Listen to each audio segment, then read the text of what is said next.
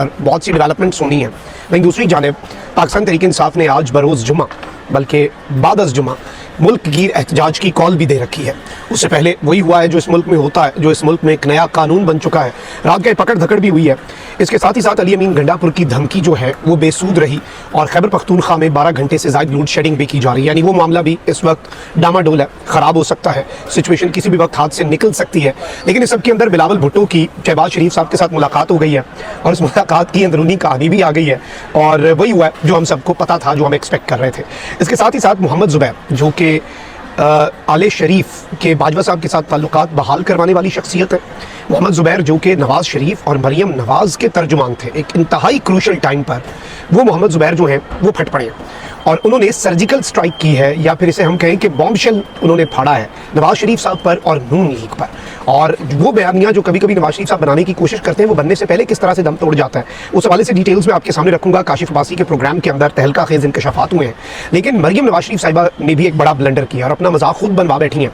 यही मरियम नवाज़ शरीफ साहिबा हैं, पंजाब के अंदर हतक इज़्ज़त बिल जो है वो ले आई हैं। लेकिन मरियम नवाज़ ने जो इस वक्त काम किया है और जो हालात बन चुके हैं और जिस तरह के रोज़ कोई ना कोई ऐसा ब्लंडर, जब आपकी किस्मत ख़राब हो ना और जब आपका बुरा वक्त चल रहा हो, तो उस वक्त मैं ये समझता हूँ कि आपसे इस तरह के ब्लंडर्स हो जाना मामूल बन जाता है। मरियम नवाज़ शरीफ साहिबा को देख लें, उनका हर स्टंट, उनका हर पब्लिसिटी के लिए किया गया इक़दाम जो है, हर चीज़ उनके गले पड़ती है, हर चीज़ वापस उल्टी पड़ जाती है। और ये इसलिए क्योंकि उन्हें समझ नहीं आ रही कि उनका वक्त बुरा नहीं, उनका वक्त ख़राब नहीं, बल्कि इंतहाई ख़राब चल रहा है। मैं सारी डिटेल्स आपके सामने रखता हूँ, लेकिन पहले एक अफसोसनाक वाक़या।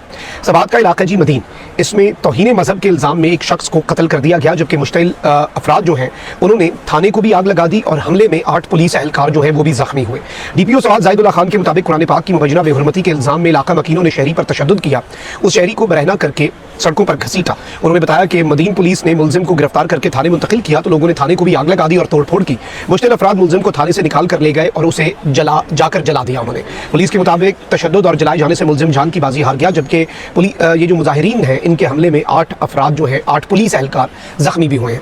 अब ये एक इंतहाई अनफॉर्चुनेट इंसिडेंट है। ज़ाहिर बात है, मैं ये समझता हूँ एक तो ये टूरिस्ट था, all the way he went from Punjab to Swat, और बड़ा खूबसूरत इलाका है ऑब्वियसली, और टूरिज़म को हम प्रमोट करना चाहते हैं। वहाँ के लोकल्स का टूरिज़म से कितना फ़ायदा होता है, मुल्क की इकॉनमी का टूरिज़म से कितना फ़ायदा होता है। तौहीन मज़हब, तौहीन कुरान या तौहीन रिसालत जो है उसकी कोई गुंजाइश नहीं होनी चाहिए। उस कानून के साथ छेड़खानी जो है उसकी भी हम हमेशा से मजम्मत करते हैं और उसकी राह में हम एक रुकावट बन के भी खड़े होते हैं। लेकिन चूँकि सारे उलमाए किराम जो है उनका इस बात के ऊपर इत्तफाक है कि कानून हाथ में लेना भी शरन जायज़ नहीं है। तो एक शख्स जिसे आपने अरेस्ट करवा दिया, वो थाने चला गया, तो आपका गुस्सा फिर भी नहीं ठंडा हो रहा। कानून मौजूद है और कानून को अपना रास्ता इख्तियार करने दें। इससे मजहब और मुल्क दोनों का कोई फ़ायदा नहीं होता। ये चीज़ हमें याद रखनी पड़ेगी और मैं बार बार ये बात करूँगा कि तौहीन मजहब, तौहीन रिसालत, तौहीन कुरान, इन चीज़ों की कोई, इससे पहले आपको याद होगा कि सियालकोट में एक वाक़या पेश आया था और एक श्रीलंकन जो मैनेजर है फैक्ट्री का उसे जला दिया था। क्या हासिल हुआ उस सब के अंदर और कितनी अजीब सी वो सूरत हाल बनी थी। तो ये चीज़ें जो हैं आई थिंक इनसे हमें इन्हें अवॉइड करना चाहिए और मज़ीद आगाही, जो इनटॉलरेंस हमारे माशरे के अंदर हर गुजरते लम्हे के साथ, हर गुजरते दिन के साथ बढ़ती जा रही है,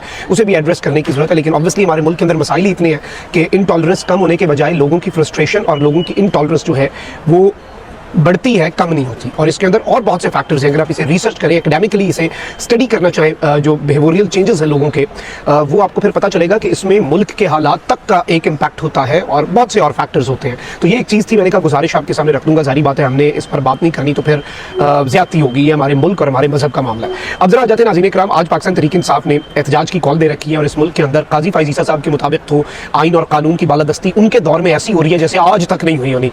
मतलब it is very easy to live in a fool's paradise for anyone, even for me. बहुत आसान होता है डिनाइल में रहना और बहुत आसान होता है इस तरह के काम करना, लेकिन हकीकत को ज़रा समझें। आप रियलिटी को अगर समझें तो आपको पूरी सूरत हाल जो है वो समझ आ जाएगी। देखें कि कादी साहब को chief justice Lahore high court जो है, जो अब सुप्रीम कोर्ट जा रहे हैं, जाने से पहले कहा है कि ये ज़रा इंसदाद दहशतगर्दी अदालत लाहौर का जो जज है इसका खत काजी साहब की सुप्रीम कोर्ट को भेजो, ताकि काजी उसके बाद ये बात अब नहीं कर सकेगा कि मेरे दौर में मुदाखलत नहीं हुई। अच्छा, वहीं दूसरी जानब काजी साहब के दौर में फस्तायत हो रही है, ये चीज़ हम कंफर्म कर सकते हैं। पंजाब पुलिस ने घरों पर रात गए, मेरे पास ये खबर पहुंची, I am travelling but obviously ये चीज़ें रखना आपके सामने ज़रूरी है। पंजाब पुलिस ने घरों पर रेड करना शुरू कर दी और पाकिस्तान तहरीक इंसाफ के मुतअद्दिद कारकुनान के गिरफ्तार होने की इत्तलात इमरान खान ने आज बरोज़ जुमा एहतजाज की कॉल दी रखी है। इसलिए पूरे पाकिस्तान में मुख्तलिफ इलाकों में जो क्रैकडाउन है उसकी भी खबरें आ रही थी। तो ये एक चीज़ साइड पे होगी और ये आप ज़हन में रखिएगा कि हर चीज़ किस तरह से चल रही है। वहीं दूसरी जानिब अली अमीन गंडापुर साहब जो है उन्हें खान साहब से नहीं मिलने दिया गया और इसमें कंसर्न्स भी बहुत ज़्यादा हैं, इसमें बहुत से सवालात भी हैं जो जवाब तलब भी हैं और अली अमीन गंडापुर ने बहुत सी चीज़ों के ऊपर डायरेक्शंस भी लेनी है। लेकिन यूँ लग रहा है कि छेड़खानी करने वाले और सिस्टम को ख़राब हालात को करने वाले भी लोग मौजूद हैं। और मुझे कभी कभी लगता है कि कहानी आप उलझी है, ये उलझाई गई है, ये खुदा तब खुलेगा जब तमाशा खत्म होगा, वो उसकी मिस्दाक। अब आप ये देखें कि वज़ीर आला खैबर पख्तूनख्वा जो अली अमीन गंडापुर, उनकी धमकी बेकार गई है और खैबर पख्तूनख्वा में 12 घंटे से ज़ायद की लोड शेडिंग जो है वो की जा रही है। अब जारी बात है इसका रिस्पॉन्स जो आता है वो आना तो नहीं चाहिए। आप स्टेट जो है इंस्टीट्यूशंस या विफाक और सूबा इनके दरमियान कोई ऐसी चीज़ नहीं होनी चाहिए, लेकिन अनफॉर्चुनेटली यूँ लगता है कि कुछ लोग जानबूझकर जो तनाज़ात हैं उन्हें बढ़ाने की तरफ भी मामला जो हैं उन्हें लेकर जा रहे हैं।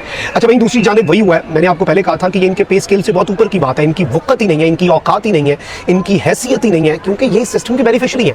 तो जी ये बजट कैसे, ये बजट शहबाज शरीफ का बजट है जो आप इनकार करेंगे, जिनका बजट है उसके ऊपर चूं चढ़ा तो करके दिखाएं। बस ठीक है, आपने ढोंग तमाशा जो हनीफ अब्बासी ने बात की, ऑल्दो उसके ऊपर हसन मुर्तज़ा साहब बड़े तप गए।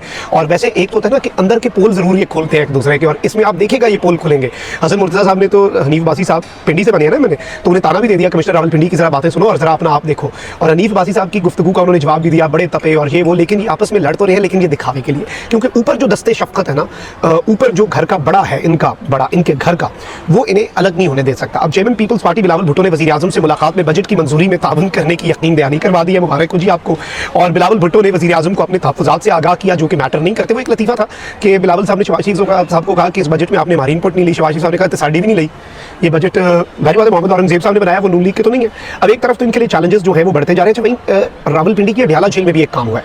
रावलपिंडी की अडियाला जेल से एक इंतहाई अहम खबर आई है और वहाँ पर एक तब्दीली हुई है। और ईद के दिनों में ऐसे ट्रांसफर पोस्टिंग मुझे समझ नहीं आ रही, इसकी कोई वजह ही होगी और ये अनप्रेसिडेंटेड है। नॉर्मली इस तरह के मामला आप ईद की छुट्टियों के बाद ट्रांसफर कर दे, लेकिन आते साथ इतनी जल्दी में इस तरह की तब्दीली, and specifically the person who is directly linked to Imran Khan साहब daily routine and daily matters, उसकी तब्दीली रावलपिंडी की अडियाला जेल में, ये बहुत इंपॉर्टेंट है ट्रांसफर।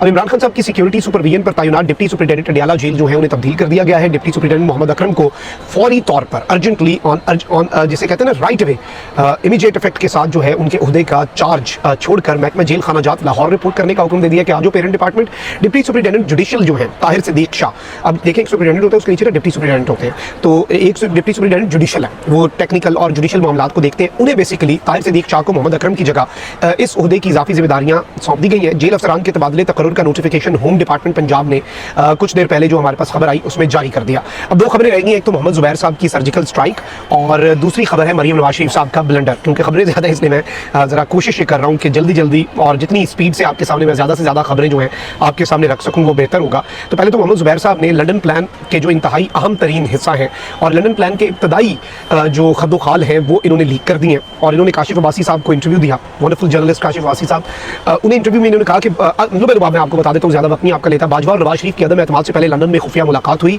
और नवाज शरीफ साहब जो है उन्होंने जनरल बाजवा की एक्सटेंशन की हामी भी भर ली थी। और मुस्लिम लीग नून की मीटिंग्स के अंदर ये बात होती थी कि अगर हमने इलेक्शंस करवा दिए तो इमरान खान जीत जाएगा और सारा खेल जो है वो खत्म हो जाएगा। यानी नून लीग के अंदर ये बातें हो रही थी कि अगर हमने इलेक्शन करवाए तो इमरान खान जीत जाएगा। पंजाब और खैबर पख्तूनख्वा में कंफर्म था कि पीटीआई दो तिहाई अक्सरियत से जीत जाएगी, यानी पंजाब भी और ये भी। तो आप जरा अंदाजा लगा लें कि ये अंदर घर के भेदी ने कैसी लंका ढाई और ये गवाइयाँ यार गुजरते दिन के साथ गवाइयाँ। वो मोहसिन शाहनवाज रांझा को सुन रहा था, इसमें माय ओन एरिया इस दफ़ा हार गए हैं वो उसामा वन उधर से पीटीआई की जो है। लेकिन इंपॉर्टेंट चीज़ ये है कि उन्होंने भी ये बात कही है, ये जो पीपल्स पार्टी के साथ बातें चल रही है उसमें उन्होंने कहा कि अगर हमारी हुकूमत गई तो आप भी और हम भी अडियाला होंगे। मतलब खौफ इतना है, आप यहीं से समझ जाए खौफ किसका, इमरान खान साहब का। अब नाज़रीन इकराम, मरीम नवाज शरीफ साहिबा ने हक़ इज़्ज़त का बिल जो है वो पास करवाया और अपेरेंटली ये हमें बताया गया कि जी फेक न्यूज़ से हमने काउंटर करना है फेक न्यूज़ को और फेक न्यूज़ से हमने जान छुड़ानी है। मरीम नवाज शरीफ साहिबा अभी वो अस्पताल गई, उल्टा इनके गले पड़ा, ये शोबाजियाँ गले पड़ी। इन्वेस्टिगेशंस करें, ज़रूर करें, तेरा बच्चे जो हैं तेरा खानदान उजड़े हैं, लेकिन आप उसमें शोबाजियाँ करेंगे, फौरी हथकड़ियाँ लगवाएंगे तो उल्टा गले पड़ेगा। कभी डॉक्टर्स वाले कपड़े पहन लेते हैं, कभी पुलिस की वर्दी, कभी एलीट की वर्दी, मतलब इन चीज़ों से फ़ायदा आपका कोई नहीं होना। अब यहाँ पर जो सूरत हाल बनी है वो मैं आपको ये बताऊँ कि मरीम साहिबा जो हैं वो हक़ इज़्ज़त बिल के ऊपर तो बड़ी बात करती है कि फेक न्यूज़ ये, फेक न्यूज़ वो, फलाना ढिमकाना। अब इस सब के अंदर मरीम साहिबा जो है उन्होंने एक ट्वीट को रीट्वीट किया और ये ट्वीट एक इंतहाई बुग़्ज़ इमरान से भरे हुए, देखिए कॉमेडियन होना कोई बुरी बात नहीं है, लेकिन कॉमेडियन जब बुग़्ज़ से भर जाए तो फिर वो इंतहाई गंदा किरदार बन जाता है। तो कुछ किरदार जो है वो मैं ज़ाती तौर पर ये समझता हूँ कि वो मुनासिब नहीं है, उनका काम मुनासिब नहीं है। ऑब्वियसली शख्सियात से हमें कोई एतराज़ नहीं है, मुझे थोड़ी सी चीज़ें बिलो द बेल्ट चली जाए वो साहब है कि मुस्तफ़ा चौहान साहब। अब उन्होंने ट्वीट किया कि ये हाल किया मेरे पेशावर का 4था दिन है और सफाई देखें। अब एक सड़क है उसके ऊपर इतना क्लियर रेड खून है और खून की एक सड़क के ऊपर नहरें पई हुई हैं। मरीम नवाज शरीफ साहिबा ने इस ट्वीट को रीट्वीट किया और हार्ट ब्रेक वाला इमोजी के टूटे हुए दिल वाला इमोजी के हाय अल्लाह जी दिल टूट गया KP के पेशावर के हालात देख के। मैं होती तो पता नहीं वहाँ पर क्या कुछ हो जाता, और वहाँ पे अली अमीन गंडापुर है, वहाँ पे PTI जो है उसकी गवर्नमेंट है। तो ये सारी की सारी चीज़ें जो हैं ऑब्वियसली ये उनके अपने उल्टे गले पड़ी, और फिर मरीम साहिबा जो है उन्हें शराफत से इस ट्वीट को डिलीट करना पड़ा है। और इसमें जो खून उन्होंने दिखाया, ये सारी चीज़ें, और ये इनका उल्टे जो गले पड़ा है, ये चीज़ अब इस पर और अब हम क्या करें। कमेंट सेक्शन में राय का इज़हार ज़रूर करें। अपना बहुत ख्याल रखें। अल्लाह ने एक बात